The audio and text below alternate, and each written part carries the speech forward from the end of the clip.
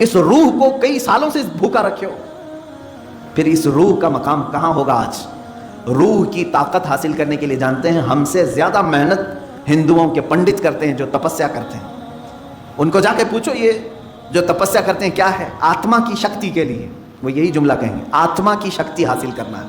یہ اور بات ہے کہ وہ بے دین ہیں، باطل طریقے سے وہ آتما کی شکتی حاصل کر رہے ہیں، لیکن روح کی طاقت کے لیے دنیا کوشش کر رہی ہے. تمہیں تو میرے آقا صلی اللہ تعالیٰ علیہ وسلم نے پورے طریقے بتائے ہیں، تمہاری روح پاورفل کیسے ہوگی، طاقتور کیسے ہوگی.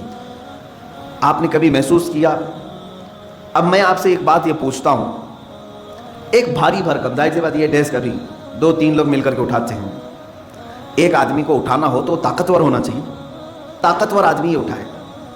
ایک یہ چھوٹا سا ڈیسک ہے، میں اس سے بڑی چیز کی بات کروں. ایک ایسا تخت ہے کہ 80 گز لمبا ہے، 40 گز چوڑا ہے، اتنا ہی موٹا ہے، اور اس پہ سونے چاندی جواہرات جڑے ہوئے ہیں.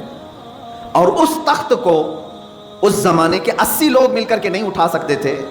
سلیمان علیہ السلام کے زمانے کے ایک امتی نے تنے تنہا ایک ہاتھ سے اٹھایا اور پلک جھپکنے سے پہلے بارگاہ سلیمانی میں پیش بھی کیا. یہ واقعہ کہیں اور کا نہیں، قرآن کا ہے، 19ویں پارے میں موجود ہے.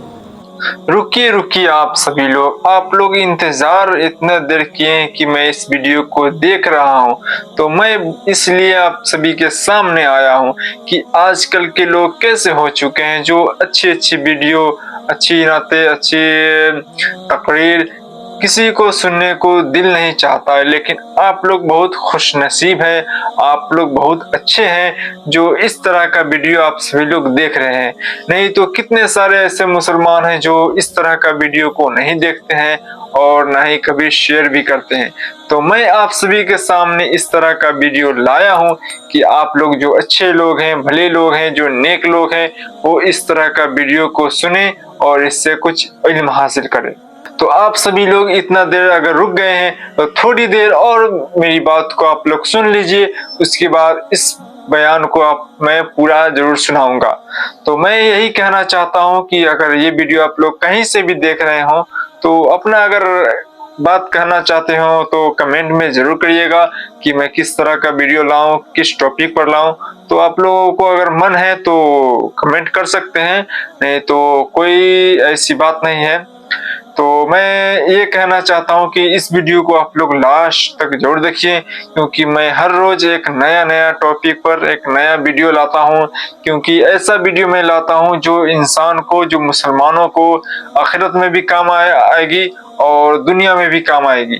تو اسی طرح کا میں ویڈیو لاتا ہوں کہ آپ لوگ اس کو دیکھ کر سنیں اور سمجھیں اور اس پر عمل کریں. نہیں تو ایسے بہت سارے ایسے لوگ ہیں جو مسلمان تو ہیں لیکن کسی کام کے مسلمان نہیں، صرف نام کا مسلمان ہے اور صرف کھانے پینے کا مسلمان ہے. لیکن اس کا کوئی کسی سے مطلب نہیں ہے، نہیں دین سے مطلب ہے، نہیں مذہب سے مطلب ہے، نہیں اللہ اور رسول سے مطلب ہے. بہت سارے ایسے مسلمان میں دیکھا ہوں جو اس کو کچھ پتہ ہی نہیں ہے. تو یہ آج تو بہت یہ اللہ کا فضل کرم ہے کہ سوشل میڈیا کی وجہ سے بہت سارے ایسے مسلمان اس چیز کو سمجھ پائے ہیں، سیکھ پائے ہیں. تو میں بنا دیری کے اس ویڈیو کو آپ کے سامنے میں پیش کرنے جا رہا ہوں، تو وہ ویڈیو آپ سبھی لوگ دیکھ لیجئے. سریا کر دیا، خود نہ تھے جو راہ پر اوروں کے ہادی بن گئے، کیا نظر تھی جس نے مردوں کو مسیحا کر دیا. رسول کریم صلی اللہ تعالیٰ علیہ وسلم نے اپنی نگاہ نبوت سے کتنوں کو، ان کے دلوں کو پاک کیا ہے. کئی ایسے لوگ حضور پاک صلی اللہ علیہ وسلم کی بارگاہ میں حاضر ہوئے جن کے پچھلے زمانے کو ہم آج ذکر نہیں کر سکتے. عزیزان گرامی، مجھے آج اس بات کا شدید احساس ہے کہ ہم اپنی روایات بھول گئے. ماضی کی جتنی بھی ہمارے روایات تھے ہم بھول گئے. خاص طور پر ہندوستانی مسلمانوں کو تو ایسا نہیں ہونا چاہیے جو آج ہم چل رہے ہیں. کیوں جانتے ہیں آپ؟ ہندوستان میں جو اسلام آیا ہے یہ صوفیہ اکرام سے آیا ہے. صوفیہ اکرام کا اس میں بڑا کردار رہا ہے. دیکھیں کئی جگہ پر تبلیغ اسلام الگ الگ انداز سے پہنچی ہے. میں مانتا ہوں کہ اسلام ہندوستان میں صحابہ کے دور میں ہی آ چکا تھا، حضور اکرم صلی اللہ تعالیٰ علیہ وسلم کی حیات ظاہری میں ہی آ چکا تھا، لیکن اتنا پھیلا نہیں تھا، چند جگہوں پر تھا. لیکن کثرت سے جو پھیلا ہے وہ صوفیہ اکرام کے ذریعے سے.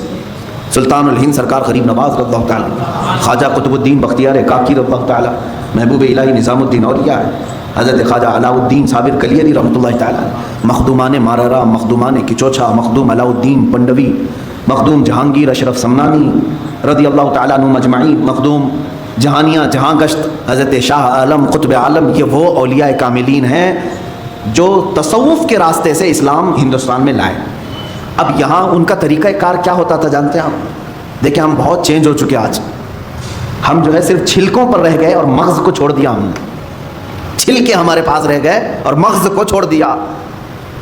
ہم آج جلسے اور تقریروں میں ہیں، لیکن یہ تقریریں کس لیے ہوتی تھی جانتے ہیں؟ ایک بھولے بھٹکے بندے کو قریب کر کے سمجھا کر کے اس کو ذکر الہی کی طرف لانے کے لیے تقریر ہوتی تھی۔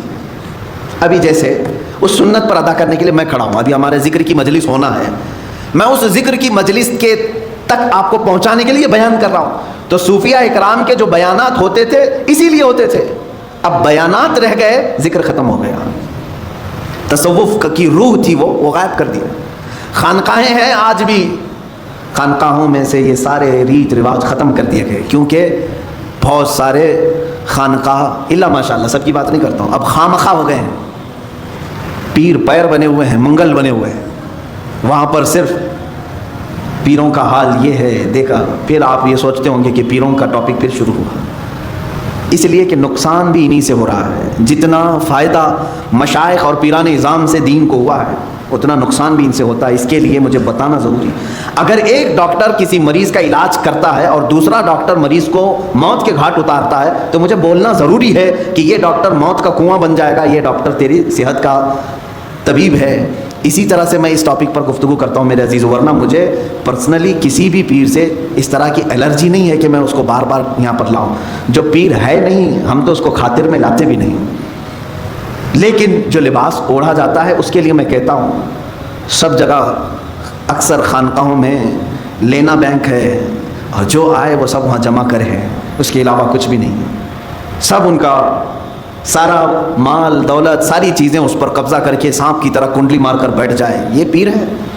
اور میں تمہیں بتاؤں ماہرہ مطہرہ میں اعلیٰ حضرت جہاں سے بیعت ہوئے تھے 12 سال تک مجاہدہ کراتے تھے، خانقاہ میں رکھ کر کے تب خلافت دیتے تھے، 10 سال 11 سال 12 سال، اور الگ الگ انداز کے ذکر کرائے جاتے تھے، ان کو پیاسا رکھا جاتا تھا، بھوکا رکھا جاتا تھا، اور اگر کوئی یہ برداشت نہ کرے تو اسے کہتے تھے خدا حافظ آپ جائیے، اس راستے کے آپ مسافر نہیں۔ سید آل رسول ماراروی رحمۃ اللہ تعالیٰ علیہ جو اعلیٰ حضرت کے پیر و مرشد ہیں، ان کے پاس ایک صاحب آئے، انہوں نے کہا کہ حضور آپ کی خلافت چاہیے ہم کو، اور تصوف کے سلوک کے راستے پر میں چلنا چاہتا ہوں۔ کہا آپ آج ہی تو آئے ہیں، مہمان ہیں، آپ آج رہیے، کل بات کریں گے۔ ان کو گھر پر ٹھہرایا، خانقاہ میں کمرے بنے ہوتے تھے، خادم سے کہا کہ مچھلی بھون کر کے اچھی طرح سے فرائی کر کے ان کو پیش کرنا، خوب مچھلی کھلاؤ، باقی کچھ بھی مت کھلاؤ، آج یہ ہمارے مہمان ہیں۔ خادم سے کہا لیکن پانی مت دینا، اس نے مچھلی خوب کھلایا، پانی کا ایک گلاس بھی نہیں دیا۔ پیر و مرشد نے کہا تھا مچھلی کھلا کر کے کمرے کا دروازہ باہر سے لاک کر دینا اور تم چلے جاؤ۔ رات کو مچھلی کھلایا انہوں نے، پیٹ بھر کر مولانا صاحب نے مچھلی کھائی، اور پانی نہیں ملا، وہ چیختے رہے چلاتے رہے۔ مچھلی جب پیٹ میں جاتی ہے تب بھی پانی مانگتی ہے، بہت تیز پیاس لگتی ہے، کیونکہ وہ پانی میں رہنے والی چیز ہے، جب پیٹ میں جاتی ہے تو تب بھی اسے پانی کی ضرورت ہے۔ وہ تڑپنے لگے، پکارا پکارا پکارا، کوئی نہیں آیا، چلانے بھی لگے یہ کون سی مہمان نوازی ہے، یہ کیا کر رہے ہیں؟ وہ بیچارے رات بھر اسی طرح پیاس کی شدت میں تڑپتے رہے۔ صبح ہو گئی، پارا گرم تھا، صبح کے وقت خادم نے دروازہ کیا کھولا کہ اس پر حملہ کر دیا، کہا کہ یہ بھی کوئی مہمان نوازی ہے، یہاں پر لا کر کے مچھلی کھلایا، پانی نہیں دیا، میں رات بھر تڑپتا رہا، کہاں ہے حضرت تمہارے؟ حضور بیٹھے ہوئے تھے، سید آل رسول رحمۃ اللہ علیہ، وہ چیختے چلاتے ہوئے آئے، کہا کہ یہ کیسی بدتمیزی ہے ہمارے ساتھ، آپ نے ہمارے ساتھ ایسا کیا۔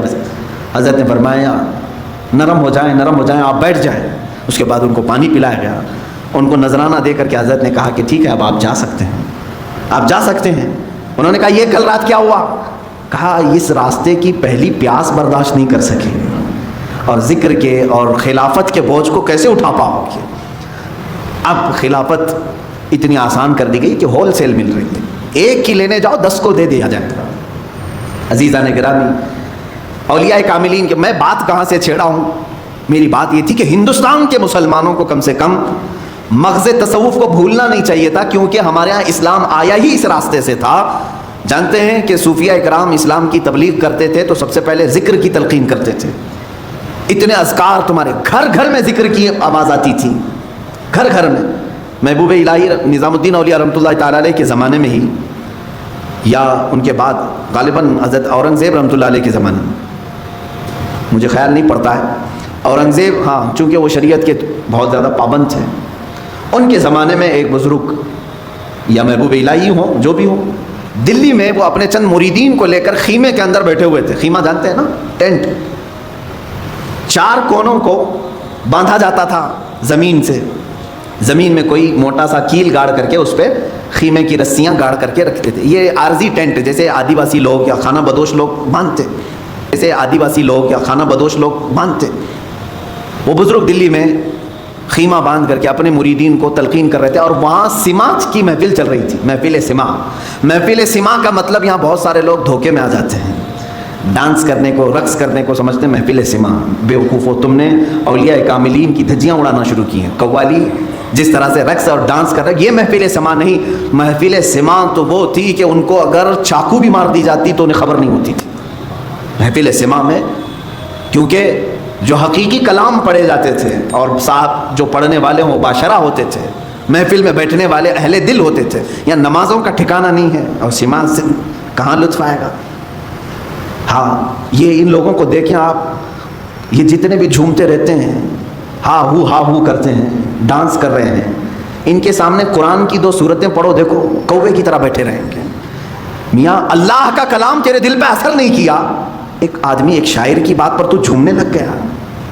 کیسی ناانصافی ہے، کیسی ناانصافی ہے. جو تیرا خالق بیان کر رہا ہے وہ کلام ربانی، کبھی سننے کا دل نہیں کرتا تجھے. قرآن مقدسہ سنتے ہونا یہ چاہیے کہ رونگٹے کھڑے ہو جائیں. ہاں یہ اور بات ہے کہ ہمیں اشعار اردو کے سمجھ میں آتے ہیں تو ٹھیک ہے ہم جھومتے ہیں، لیکن یہ اس کو جو سما کہا جا رہا ہے وہ غلط ہے. سما کیا تھا وہ میں آپ کو بتاؤں. اصلی سما، دلی کے وہ بزرگ اپنے مریدین کے ساتھ بیٹھے ہوئے ہیں، سما میں مشغول تھے. سما ایک طرح کا ذکر الہی ہے، اللہ کی حمد بیان کی جاتی تھی اشعار میں. بادشاہ وقت کا ایک نگران تھا، وہ بڑے عالم دین تھے. انہوں نے کہا تھا کہ کوئی بھی اس طرح کے حرکتیں نہیں ہونی چاہیے، کہیں پر بھی طبلے بج رہے ہوں، باجے بج رہے ہوں، یہ سب ان کے ہاں الاؤڈ نہیں تھا. اس زمانے میں جو بادشاہ تھے وہ شریعت کے بہت پابند تھے. تو ان کے نگراں نے پولیس کو حکم دے دیا کہ دیکھو اس میں ایک فقیر بیٹھا ہے، 10-12 مریدین ہیں، یہاں سما چل رہا ہے، اس کیا کریں. انہوں نے حکم دیا کہ 4 رسیاں کاٹ دو، خیمہ ان کے اوپر گر جائے. لکڑیوں کا خیمہ ہوتا تھا. پولیس گئی، ان کی 4 خیمے کے جو رسیاں تھیں سب کو کاٹ دیا. 4 رسیوں کو کاٹا. وہ خیمہ جو ہے اسی طرح سے ہوا میں معلق رہا کہ ان کے اوپر کسی کے اوپر بھی نہیں گرا، کسی پر نہیں گرا. تب اس نگراں نے بادشاہ کے جو نگراں تھے انہوں نے کہا چھوڑ دو اس جماعت کو، یہ حقیقی سما میں مشغول ہے، یہ حقیقی ذکر میں مشغول ہے. ذکر الہی کی برکت یہ ہے میرے عزیزوں کہ ایک مقام ایسا آتا ہے کہ اگر آپ صحرا میں کھڑے ہو کر، میدان میں کھڑے ہو کر ذکر کے اس مقام کو جب پہنچیں گے، تب کی بات کر رہا ہوں، اگر آپ نے ذکر کرنا شروع کیا اڑتے ہوئے پرندے رک جائیں گے ذکر کے موقع پر. ہاں لیکن زبان میں وہ تاثیر آنی چاہیے. وہ کب آئے گی؟ جب دل پاک ہوگا. یوں سمجھ لیں کہ ایک حوض ہے اور ٹوٹیاں ہیں. حوض میں گندا پانی ہو تو ہر ٹوٹی میں سے گندا پانی نکلتا ہے. حوض میں پاک پانی ہو تو ہر ٹوٹی سے پاک پانی. یہ دل حوض ہے. اس کو پاک کرو گے تو ہاتھ سے بھی اچھے کام ہوں گے، آنکھ سے بھی اچھے، منہ سے، زبان سے بھی اچھے، پیروں سے بھی اچھے کام ہوں گے. یہ سب ٹوٹیاں ہیں. اور یہیں اگر ناپاکی بھری ہے تو زبان کھلے گی تو غلاظت، آنکھ اٹھے گی تو غلاظت، ہاتھ اٹھے تو غلاظت. یہ ساری بیماریوں کی جڑ یہ دل کے اندر موجود ہے. اس دل کی پاکی اشد ضروری ہے. 2 چیزیں میں نے بتایا. اس دل کی زمین کو نرم کرنا ہو، پاک کرنا ہو، ذکر الہی کی بارش ہونی چاہیے یا شیخ کامل کی نگاہوں کی گرمی ہونی چاہیے. بس یہ 2 چیزیں دل کو پاک کرتی ہیں. عزیزان گرامی، یہ دونوں چیزوں سے آج ہم عاری ہیں. نہ ہم ذکر کر رہے ہیں اور نہ کسی شیخ کی صحبت میں بیٹھ رہے ہیں. ہم کسی شیخ کی صحبت میں بیٹھنے کا بھی وقت نہیں نکال پاتے ہیں. اللہ والوں کی صحبت میں بیٹھنا دلوں کو نرم کرتا ہے. امام غزالی رحمۃ اللہ علیہ فرماتے ہیں تم 100 رکعت اگر نماز پڑھنے کے لیے کھڑے ہو جاؤ، اس سے بہتر ہے کہ کسی اہل دل کی بارگاہ میں 1 منٹ کا وقت گزارو، کیونکہ یہاں دلوں کی پاکی ہوتی ہے. وہاں شیطان غرور لاتا ہے، تکبر لاتا ہے تمہاری عبادتوں کا. خیر، ہم یہاں پر، میں آج جو آپ کے سامنے کھڑا ہوں، ایک آپ کے اندر چینجنگ یہ لانا چاہتا ہوں کہ کبھی اس کی بھی فکر کرو. اللہ تعالیٰ نے ہمیں جسم بھی دیا ہے اور روح بھی دیا ہے. جسم کو بھوک لگتی ہے تو دن میں 3 بار کھاتے ہیں. صبح ناشتہ کر رہے ہیں، دوپہر میں کھا رہے ہیں، رات میں کھا رہے ہیں. ان میں سے ایک کھانا چھوڑ دیں تو چکر آ کے گرنے لگ جاتے ہیں. یا کچھ لوگ برداشت کرتے ہوں گے، 2-3 ٹائم کا کھانا چھوڑ دو، پھر دوسرے دن دیکھو کیا حالت ہوتی ہے. آنکھیں باہر آنے لگتی ہیں، ہاتھ پیر جھومنے لگ جاتے ہیں. کھڑا ہونا مشکل ہو جاتا. تمہیں معلوم ہے کہ جسم کو ایک دن میں بھوکا رکھوں تو یہ اتنی کمزوری آتی ہے, اس روح کو کئی سالوں سے بھوکا رکھے ہو, پھر اس روح کا مقام کہاں ہوگا آج؟ روح کی طاقت حاصل کرنے کے لیے جانتے ہیں ہم سے زیادہ محنت ہندوؤں کے پنڈت کرتے ہیں جو تپسیا کرتے ہیں. ان کو جا کے پوچھو یہ جو تپسیا کرتے ہیں کیا ہے؟ آتما کی شکتی کے لیے. وہ یہی جملہ کہیں گے, آتما کی شکتی حاصل کرنا ہے. یہ اور بات ہے کہ وہ بے دین ہیں, باطل طریقے سے وہ آتما کی شکتی حاصل کر رہے ہیں, لیکن روح کی طاقت کے لیے دنیا کوشش کر رہی ہے. تمہیں تو میرے آقا صلی اللہ تعالیٰ علیہ وسلم نے پورے طریقے بتائے ہیں. تمہاری روح پاورفل کیسے ہوگی, طاقتور کیسے ہوگی, آپ نے کبھی محسوس کیا؟ اب میں آپ سے ایک بات یہ پوچھتا ہوں, ایک بھاری بھرکم, ظاہر سی بات یہ ڈیسک ابھی 2-3 لوگ مل کر کے اٹھاتے ہیں. ایک آدمی کو اٹھانا ہو تو طاقتور ہونا چاہیے, طاقتور آدمی یہ اٹھائے گا.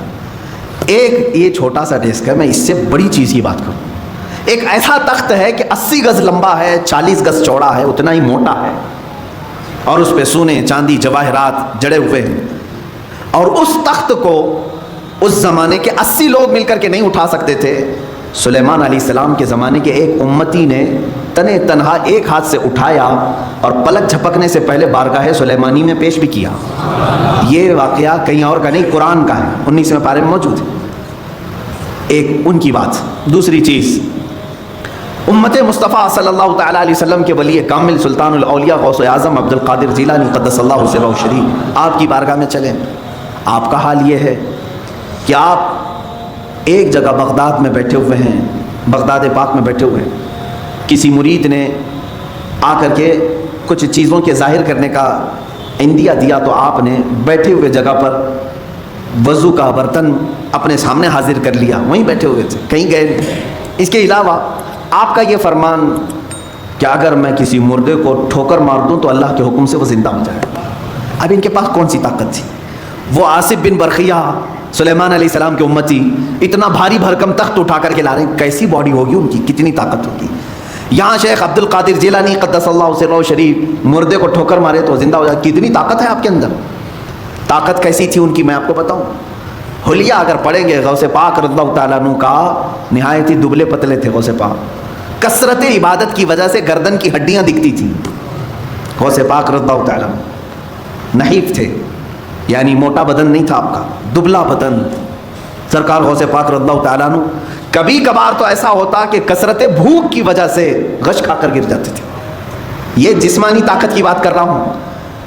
تو پھر ایسے کمزوری ہے اگر جسم کے اندر, ایسا نحیف شخص ہے کوئی اور وہ اتنا بڑا کام کر کے دکھائے کہ ٹھوکر مارے تو مردہ زندہ ہو, یہ کون سی طاقت ہے؟ سمجھ میں آیا کہ میرے عزیزوں, ساری طاقتیں جسم کی نہیں ہوتی, کچھ طاقت روح کی بھی ہوتی ہے. ان اولیاء کاملین کے پاس جو طاقت و قوت تھی وہ روحانی پاور تھا, اس کو ان لوگوں نے اتنا بلند کر رکھا تھا کہ جسم کے طاقت کی کبھی انہیں ضرورت بھی نہیں پیش آتی. آج اس طاقت کی طرف آؤ, مہینے میں ایک مرتبہ, ہفتے میں ایک مرتبہ, بلکہ ہونا یہ چاہیے کہ جس طرح میرا مولا کنٹینیو ہمیں انعامات و اکرامات کی بارشیں فرما رہا ہے, روز ہم اس کا ذکر کریں. ذکر کے الگ الگ طریقے ہیں. ایک تو اجتماعی طور پر ہم یاد کرتے ہیں, ایک ہوتا ہے تنہائی میں بیٹھ کر کے آپ اسے یاد کریں. اللہ تبارک و تعالیٰ ہر ذکر کو قبول کرے گا. رات کے وقت بستر پہ چلے گئے تو بغیر ذکر الہی کے نہ سوئیں. ذکر کا مطلب ضروری نہیں کہ 100 مرتبہ یہ چیز وہ چیز کرنا چاہیے. اللہ رب العزت کو جس حالت میں بھی یاد کرو گے اس کو ذکر الہی کہتے ہیں. ذکر الہی, اس کا اثر کیا ہوگا جانتے ہیں آپ؟ اس کا اثر یہ ہے, اللہ اکبر. آیت میں پڑھتا ہوں, اس کا مطلب آپ کو سمجھ میں آ جائے گا. اللہ نے فرمایا فَاذْكُرُونِي أَذْكُرْكُمْ وَاشْكُرُوا لِي وَلَا تَكْفُرُونَ. تم میرا ذکر کرو میں تمہیں یاد کروں گا, اور تم میرا شکر کرو, نا شکری نہ کرو. ایک ہی جملے پر توجہ دیں. اللہ نے کیا فرمایا؟ فَاذْكُرُونِي أَذْكُرْكُمْ. یہ دوسرے پارے کی آیت ہے, تم میرا ذکر کرو میں تمہیں یاد کروں گا. اللہ تو کیسے یاد کرے گا, بندوں کو کیسے یاد کرے گا؟ یہ سب سے بڑا پوائنٹ ہے, سب سے بڑا انعام ہے. اللہ جس بندے کو یاد رکھ لے پھر اس کا کچھ بھی نہیں ہونے والا ہے. اللہ جس بندے کو یاد کرے, کب وہ یاد رکھتا ہے, کب یاد کرتا ہے جانتے ہو؟ جب تم ذکر کرتے کرتے پوری عمر بتا گئے. جوان تھے تب بھی ذکر کرتے تھے, بڑھاپے میں بھی اللہ کا ذکر کرتے, اللہ اللہ اللہ کرتے رہے, لا الہ الا اللہ کرتے رہے, اسے یا حی یا قیوم بیٹھتے اٹھتے پکارتے رہے. ایک وقت ایسا آتا ہے کہ جب تم بستر پر چلے گئے اور تمہاری زبان بند ہو گئی, تمہاری زبان بند ہو گئی, اب تمہارے اندر بولنے کی طاقت نہیں. اب اس کے بعد تمہارے دل کو بولنے کا حکم دیتا ہے, یہی اللہ کی یاد ہے. جب تم چپ ہو جاؤ گے پھر اللہ تمہیں یاد کرے گا. اور پھر میں نے ایک بزرگ کے متعلق پڑھا، ان سے ان کے مرید نے پوچھا کہ اللہ ہمیں کیسے یاد کرے گا؟ انہوں نے کہا تو یہاں یاد کر، جب تجھے قبر میں رکھ کر کے سارے چھوڑ جائیں گے وہ تنہا تجھے یاد رکھے گا، جہاں تجھے ضرورت ہے وہ وہاں یاد کرے گا، تو یہاں آج یاد کر لے اسے، آج اس کا ذکر کر لے، وہ تجھے تنہا کبھی نہیں چھوڑے گا۔ میرے عزیزو، ذکر کی ان مجالس سے ہم کتنے دور ہو چکے ہیں، اولیاء اکرام کی جو روایات تھیں ان سے ہم کتنے دور آ گئے۔ آج ہمارے دل بیمار ہیں، روح بیمار ہیں، اس کا کبھی علاج کرانے کے لیے ہم کوشش بھی نہیں کرتے۔ میں چاہتا ہوں کہ آج ان اذکار کی طرف ہم جائیں جو اولیاء اکرام سے منقول ہیں، بزرگان دین نے یہ اذکار کیے ہیں، جس کے بعد انہوں نے اپنے مریدین کو خاطر خواہ نتائج بھی عطا کیے ہیں۔ مثال کے طور پر سب سے پہلے ہم ادب سے کھڑے ہوتے ہیں، کھڑے ہونے کے بعد میں آج طریقہ آپ کے سامنے پیش کر رہا ہوں، دائرے میں حلقے میں کھڑے ہوتے ہیں، ایک کا دوسرے سے ہاتھ ملا ہوا ہو۔ اس کی وجہ کیا ہے؟ اس کی وجہ یہ ہے کہ ہو سکتا ہے کہ میں نکما ہوں، میں کمینہ ہوں، میں بد اخلاق ہوں، لیکن مجلس میں اللہ کو کسی نہ کسی کا ذکر پسند آتا ہے۔ 40 مومنین اگر جمع ہوں تو وہاں اللہ کا ایک مقبول بندہ ہوتا ہے، ایک مقبول ضرور ہوگا۔ جب ہمارے ہاتھ ایک دوسرے سے ملے ہوں، اس مقبول بندے کے اثر سے اللہ سب کے ذکر کو قبول کرے گا، جڑا ہوا ہے نا ایک دوسرے سے۔ دوسری چیز اس کے آداب ہیں، اس کے آداب میں یہ ہے کہ جب ذکر کے لیے حاضر ہوں تو میں بتاؤں گا سارے وسوسوں سے اور سارے خیالات سے اپنے دماغ کو، اپنے دل کو آزاد کرنا چاہیے۔ صرف تصور یہ ہونی چاہیے کہ میں اکیلا ہوں اور میرا مولا میرے سامنے ہے۔ جب میری پیشی ہوگی اللہ کی بارگاہ میں کیسے کھڑا رہوں گا، اللہ جب مجھ سے حساب کتاب لے رہا ہوگا میں کس طرح کھڑا ہوں، بس یہ تصور کر کے اس کی بارگاہ میں ذکر کے لیے کھڑا ہونا ہے۔ اس کے بعد دیکھو تمہارے جسم کے اندر جو کیفیت آئے گی وہ نہایت تبدیل کرنے والی کیفیت ہوگی۔ تمہارا دل خود بخود رونا شروع کرے گا جب تم اپنے دل کی طرف توجہ کرو گے۔ ایک بات یہ بھی یاد رکھیں، اللہ رب العزت کو یاد کرنے کے بعد بندے کی آنکھوں سے آنسو آنے چاہیے۔ کیوں؟ اس سے بھی پتہ چلتا ہے کہ زمین نرم ہے یا سخت ہے۔